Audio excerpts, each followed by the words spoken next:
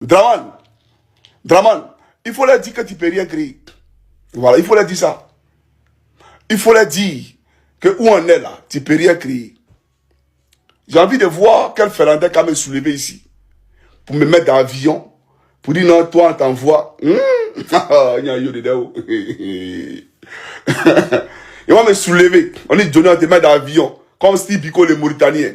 Et puis on te met dans l'avion, tu t'es à Abidjan. J'irai à Abidjan et puis moi mon billet. Puis ma Abidjan. Voilà.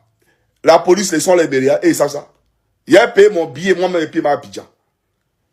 Et il va prendre Johnny. Non, on te prend. On te met dans l'avion. Il faut aller. Tout ce que tu peux faire là, c'est en train de m'aider ici. C'est-à-dire, matin, midi, soir, m'appeler, commissariat, maison. C'est pour m'aider. Voilà, mais dit que, et puis, soit, me pister pour m'assassiner. C'est tout. Donc, moi-même là, je crains plus quand je sors, quand je suis dehors là. Je crains ça plus que la police. Oui, je crains ça plus que la police. Parce que je suis suivi. On m'a suivi, qu'est-ce qui est au commissariat? On m'a suivi, c'est-à-dire que je sors du commissariat, je prends à droite. Normalement, il devait aller tout droit. Il y a une voiture qui sort du commissariat qui me suit. D'accord? À 200 mètres de moi, premier carrefour à gauche, c'est pas là-bas il devait passer. Parce que le carrefour là, ça va vers la compagnie de téléphonie Nokia là. Donc c'est là-bas ça partait. Et moi, je devais aller tout droit. Mais j'ai clignoté et je suis allé à gauche. La voiture a clignoté, c'est allé à gauche aussi. Dès que je suis allé à gauche, il y avait une entreprise qui était là, il pleuvait même. Et puis il y avait des voitures qui étaient garées. J'ai garé en même temps, même pas à 20 mètres. Dès qu'elle est tournée, elle est garée. La voiture a garé derrière moi. Il dit, aïe. Ok. Donc, il n'est pas allé tout droit. Je vais à gauche, il va à gauche. Je gare, il gare. Ok. J'ai démarré, on voit quelque chose. Je démarre, il démarre. Il a appelé la police. J'ai appelé la police en même temps. Et on m'a suivi le lendemain, quels sont les premiers enfants à l'école. Donc, je sais. Voilà, je sais. Mais il faut être suffisamment bête pour venir tirer si quelqu'un est ici et puis partir. Quand vous allez tirer si moi, vous allez faire quoi? Même si tu tires 6 mois, vive. Alassane Draman Ouattara, écoute-moi très bien. Hein. Même si vous tirez 6 mois, je vais vivre. C'est ça pourquoi je dis ça? Parce que je suis né pour quelque chose. Je suis né pour quelque chose. Si je n'étais pas né pour le combat qu'ils sont en train de faire là, mais c'est à Paris, j'allais me tuer. J'ai pris 8 coups de couteau. Même dans ma tête, ils ont poignardé. Mais je suis là. 8 coups de couteau, je ne suis pas mort. Donc, ce n'est pas tes coups de fusil ou tes pistolets là, tes revolvers ou bien tes PA là qui vont faire quelque chose. Venez rafaler sur ma voiture. Champion, je te dis, il n'est pas mouru. Voilà, je vais saigner. Ils vont venir me chercher pour moi à l'hôpital. Mais je ne vais pas mourir. Je vais aller parler à mon Créateur, le Seigneur Jésus-Christ. Et puis je vais revenir dans mon corps. C'est moi qui te dis ça. Il faut écrire pour garder. Ça s'est passé comme je te l'ai dit. Voilà, donc tu te fatigues pour rien. Vous pensez que moi j'ai peur? Moi pas peur. Hein? Jamais de la vie. J'ai peur de personne. Donc les plaisantins qui sont en train de crier pour raconter leur vie là. Vous me foutez la paix. Vous avez compris? Vous me foutez la paix. Sois sérieux. Hein? C'est à cause des Ivoiriens que moi je souffre ici. Donc c'est aux Ivoiriens que je m'adresse. Pour leur dire, chers frères, voilà dans quoi on est. Et puis le combat que je suis faire là, c'est pas d'un calcul. Et les peuples de Côte d'Ivoire, si moi je voulais avoir un jeton, ah les gars, vous aussi. Quand moi j'étais au RDR, Ouattara dormait tranquille. Il dormait tranquille. Vous avez déjà vu Ouattara aller traquer quelqu'un? Aller traquer un activiste quand moi j'étais au RDR? Non, je faisais le job. Ah oui, je faisais le job. Vous comprenez? Il dormait tranquille. Et puis, je vous le dis, même si c'était lui là, il allait dormir tranquille. Si c'était lui actuellement, mais il allait passer tranquillement. Ah, je le dis. En tout cas, partout où je suis, il fait ça bien. Partout où je suis, il fait ça bien. C'est ça le vrai problème. Il faut comprendre ça. Donc, pour te dire que si on voulait dire, si on voulait l'air, il y allait avoir l'air. Mais c'est quoi qui est jeton? C'est quoi qui est l'argent? Quand on est chrétien, quand on a foi en Christ, qu'est-ce qu'on appelle l'argent? De vous à moi les frères, disons-nous la vérité. Quand on est en Christ, qu'est-ce qu'on appelle l'argent? L'argent là, on laisse pour mourir. La vie après la mort, elle est plus importante que de courir vers tout ce qui est chimérique, tout ce qui est, c'est-à-dire vanité sur la terre ici. Des gens qui ont oublié l'amour de leur prochain. Ils sont ministres, ils sont généraux, ils sont policiers. Mais à cause de leur gagne-pain, on oublie l'essentiel. C'est-à-dire la vie des Ivoiriens. Comment l'Ivoirien mange, comment l'Ivoirien se soigne, comment l'Ivoirien envoie son enfant à l'école, comment les quartiers se sont construits, nos cadres de vie, tout ça, c'est pas le problème. Je vois un Yves Zogo, toi il télécharge tes vidéos pour garder. Mais quand il est sorti sur toi, tu ne vas pas croire. Ça sera comme tonnerre quand il est sorti sur toi. Voilà un gars, quand il se promène dans les grosses 4x4, dans la Côte d'Ivoire profonde, tout autour de lui, là, c'est gravier. Tout autour de lui, c'est la terre poussiéreuse. Les cases, tout est sale autour. Les gens viennent à côté. Oh, viens Père Zogo, il est content. Et puis ils sont en cravate. Là, c'est le nègre gros nez. Parce que c'est lui. On doit venir derrière lui. Oh, viens Père. Et maintenant, chaque week-end, il prend l'avion, il s'en va à Paris. Il prend l'avion, il s'en va à Paris. Je suis à Toulouse pourtant. Mais quand il est à Toulouse là, et puis tu irais à l'endroit grégaire, précaire où tu as quitté là, en Côte d'Ivoire, c'est pareil. Mais quand tu peux monter d'avion, ceux qui sont à Iré là, qui sont à Goïtafla, qui sont à Dabakala, etc., ils peuvent monter d'avion comme toi tu le fais là. Vous n'êtes pas gentils. Vous êtes tous mauvais. Et voilà de quoi il parle. Vous ne pensez pas aux gens. Vous ne pensez pas à la Côte d'Ivoire. Vous pensez à vous. Et ça là, cet esprit là, voilà il dit, le Dieu que j'ai pris, il va vous frapper un à un. Pour votre trahison, pour votre cupidité, pour votre méchanceté. Tous mauvais. Vos enfants sont à l'étranger, bien scolarisés. Ils mangent l'an du pays. Mais regardez nos parents. Regardez nos... Ça ne vous pas pitié? Ça ne vous pas pitié? Regardez comment les gens vivent au pays. Et nous on parle. Et vous êtes là, vous regardez. Un gouvernement prend l'argent du pays. On cherche un seul individu. Qu'est-ce que j'ai dit? Qu'est-ce que j'ai fait? Qu'est-ce que j'ai dit ou qu'est-ce que j'ai fait? Ouattara est un voleur, mais il vole. Est-ce qu'il ne vole pas? S'il s'occupait des Ivoiriens, là, il allait parler. Mais il ne s'occupe pas des Ivoiriens, c'est un voleur. Quelqu'un qui prend ses nièces, ses parents, il est nomme à des postes de responsabilité. Alors que hier, à la CPI, on nous a dit que Kadé Bétain était le neveu de Gbagbo Laurent. Et Gbagbo a dit, je ne gouverne pas avec ma famille. Peut-être que ça s'est fait ailleurs, mais pas en Côte d'Ivoire autant de Gbagbo. C'est le même RDR qui a critiqué Gbagbo, qui a accusé Gbagbo à la CPI de travailler avec sa famille. Aujourd'hui, regardez en Côte d'Ivoire. Faut marier ou bien faut coucher avec la nièce de Ouattara. Tu deviens ministre. Ça veut dire que il y a les bons partout et il y a les mauvais partout. Quand tu mougou le bon partout, tu as un poste. Tu deviens ministre. Donc en Côte d'Ivoire aujourd'hui, tout le monde cherche les bons partout. Parce qu'il y a les mauvais partout. Dans cette vidéo, les propos de l'activiste ivoirien Johnny Pacheco retiennent particulièrement l'attention. Exilé en Finlande, il s'exprime avec émotion et détermination sur la situation politique de son pays, la Côte d'Ivoire.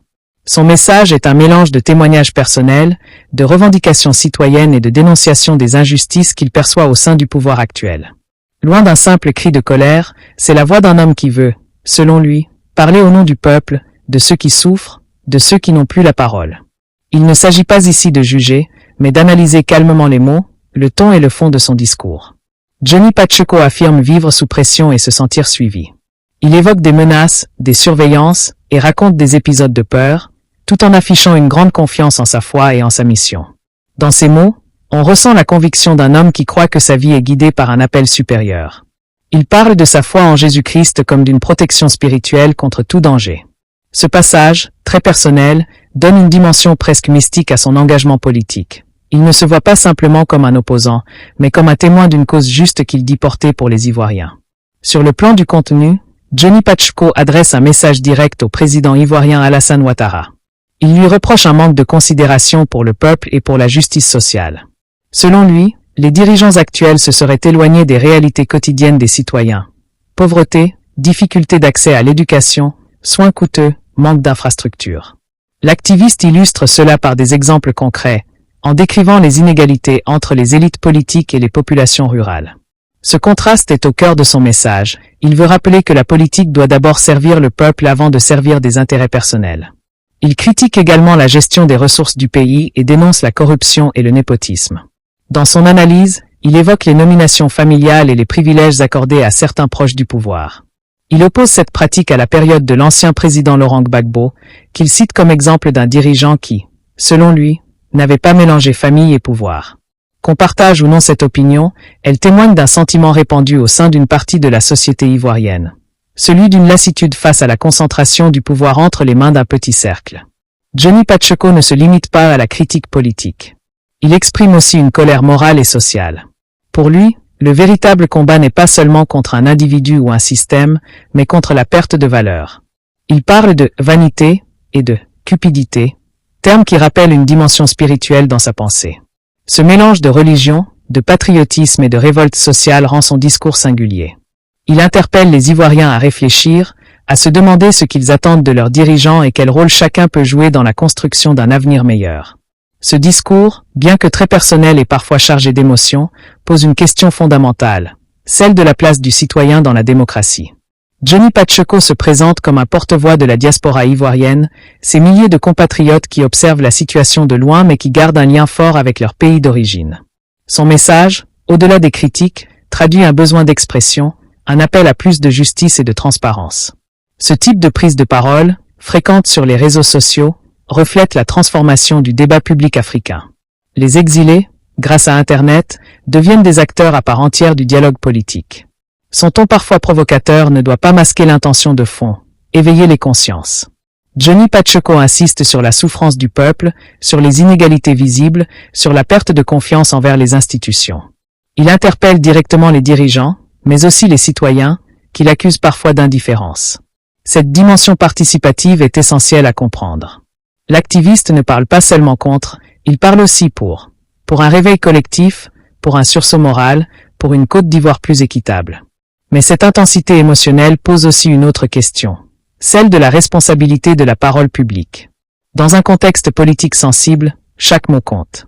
Les réseaux sociaux peuvent amplifier un message, le déformer ou le radicaliser. C'est pourquoi il est important de replacer ses propos dans un cadre d'analyse journalistique neutre. Les critiques de Johnny Pacheco, comme celles d'autres voix dissidentes, participent à la vie démocratique lorsqu'elles s'expriment dans le respect des personnes et des institutions. Elles permettent d'ouvrir le débat, d'encourager la transparence et de rappeler que le pouvoir doit toujours rester à l'écoute du peuple. Cette vidéo, qu'on l'approuve ou non, a le mérite de poser des sujets que beaucoup évitent d'aborder publiquement. Elle nous invite à réfléchir sur la gouvernance, la solidarité nationale et le rôle de la diaspora dans la construction du pays. Et c'est là que ton engagement, toi qui regardes ou lis cette analyse, devient important. Si tu penses que le dialogue citoyen doit continuer, que la vérité doit être entendue dans le respect, alors soutiens ce type d'échange en t'abonnant, en laissant ton avis dans les commentaires et en partageant la vidéo autour de toi. Ces simples gestes permettent à la parole citoyenne d'exister, sans violence, sans haine, mais avec courage et lucidité. L'enjeu dépasse une simple confrontation entre un activiste et un président. Il s'agit d'un débat sur la liberté d'expression, la responsabilité politique et la dignité humaine. Dans un monde où beaucoup se taisent par peur, la parole devient un acte de résistance pacifique. Et c'est précisément ce que Johnny Pacheco semble vouloir incarner. Un engagement sans armes, une conviction exprimée à travers la parole, la foi et la détermination.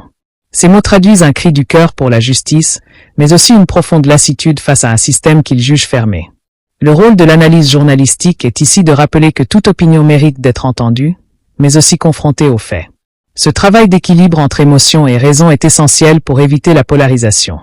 En observant ce discours, on peut y voir un miroir de la société ivoirienne, ses divisions, ses douleurs, mais aussi son espoir d'un avenir meilleur. Car au fond, derrière chaque mot de colère, il y a un rêve de réconciliation, de paix et de changement. Si tu crois que l'Afrique mérite des débats sincères, apaisés et constructifs, alors reste connecté à cette chaîne. Ton abonnement, Ton like ou ton partage ne sont pas de simples clics. Ce sont des actes qui soutiennent la liberté d'analyse et la diffusion d'une parole citoyenne responsable. Ensemble, continuons à écouter, comprendre et débattre sans haine, dans le respect de la vérité et du peuple. Dans la suite de son message, Johnny Pacheco développe une vision beaucoup plus large du combat qu'il mène. Au-delà de ses critiques envers les autorités ivoiriennes, il soulève des questions fondamentales sur la moralité, la justice et la responsabilité collective. Il évoque avec insistance le rôle de la foi et de la conscience comme boussole dans la gestion des affaires publiques. À travers ces mots, il ne s'adresse pas uniquement au président Ouattara, mais à tous ceux qui détiennent un pouvoir, quel qu'il soit. Son discours, parfois abrupt, veut rappeler que la fonction politique est avant tout un service et non un privilège. C'est ce message qu'il cherche à faire entendre, même à distance, depuis son exil.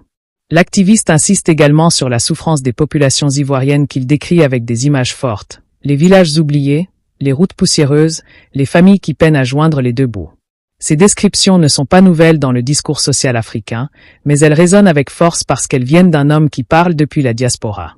En Finlande, Johnny Pacheco dit vivre une réalité différente, mais son cœur semble rester attaché à la Côte d'Ivoire. Il se veut la voix de ceux qui, selon lui, n'ont plus la possibilité de s'exprimer librement dans leur pays. Ce sentiment d'exil mêlé à la nostalgie donne à son témoignage une dimension humaine, parfois émotive, mais sincère. Au fil de ses propos, il exprime aussi une colère spirituelle, celle d'un homme qui se sent investi d'une mission. Il dit avoir survécu à plusieurs attaques, y compris une tentative d'assassinat, ce qui renforce chez lui la conviction qu'il est protégé par la Providence. Pour ses partisans, cela renforce l'image d'un combattant courageux. Pour ses détracteurs, cela peut sembler excessif. Mais ce qui est indéniable, c'est que Johnny Pacheco cherche à donner un sens à ses épreuves, à transformer la douleur en force. Il transforme son vécu personnel en symbole d'un combat plus large pour la vérité et la justice.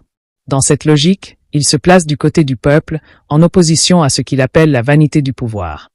D'un point de vue analytique, le discours de Johnny Pacheco s'inscrit dans une tradition bien connue en Afrique de l'Ouest, celle de la parole contestataire.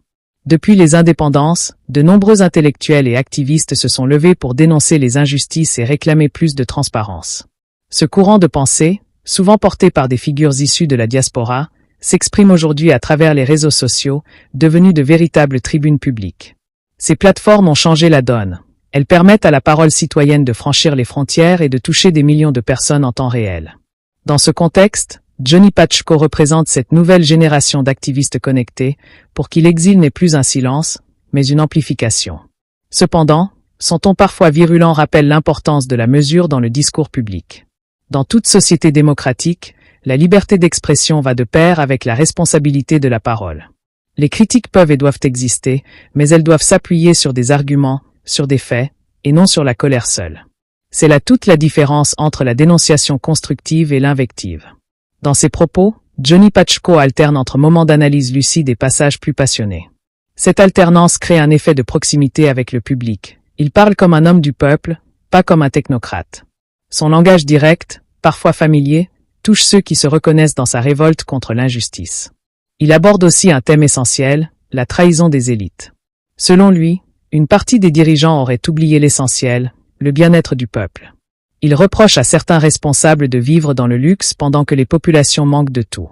Cette critique, souvent entendue en Afrique, traduit une fatigue collective face à la concentration des richesses et à l'écart croissant entre les puissants et les citoyens ordinaires. Ce n'est pas seulement une accusation politique, mais une interrogation morale. Comment justifier de telles inégalités dans un pays riche en ressources? Cette question, posée sans haine, mérite réflexion. Elle invite chaque citoyen à repenser son rôle dans la société et à exiger plus de justice. Johnny Pacheco parle aussi de foi, de destin et de vérité. Son message religieux ne cherche pas à convertir, mais à rappeler la dimension spirituelle de la vie publique. Pour lui, gouverner sans conscience morale, c'est trahir le peuple. Cette idée, ancrée dans la culture africaine traditionnelle autant que dans la foi chrétienne, renforce la portée symbolique de ses paroles. Dans un pays où la religion occupe une place importante, ce type de discours touche beaucoup d'auditeurs.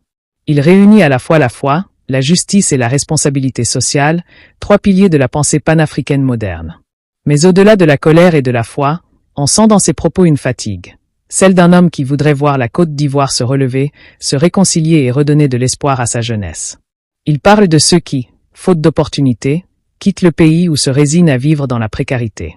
Son message n'est donc pas seulement une critique du pouvoir, mais un appel à la conscience collective.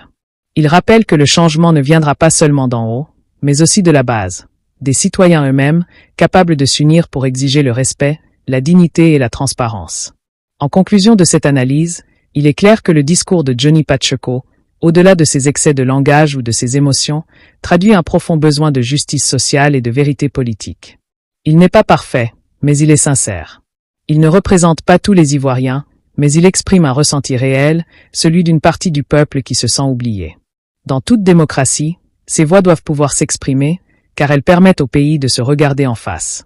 C'est à travers le débat, même difficile, que les sociétés avancent. Et c'est là que ton rôle, en tant qu'auditeur, devient essentiel. Si tu penses que la liberté de parole doit continuer à exister dans le respect des lois et des personnes, abonne-toi à cette chaîne. Commente pour donner ton avis, même s'il est différent. Partage cette vidéo pour que d'autres puissent se faire leur propre opinion.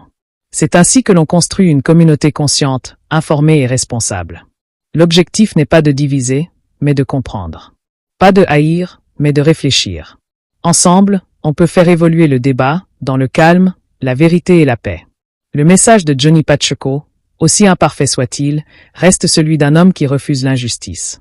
En cela, il rejoint tous ceux qui, à travers le monde, croient encore qu'un citoyen a le droit de parler, d'espérer et de rêver d'un pays meilleur. La Côte d'Ivoire, comme toute nation, a besoin de ses penseurs, de ses critiques, de ses éveilleurs de conscience.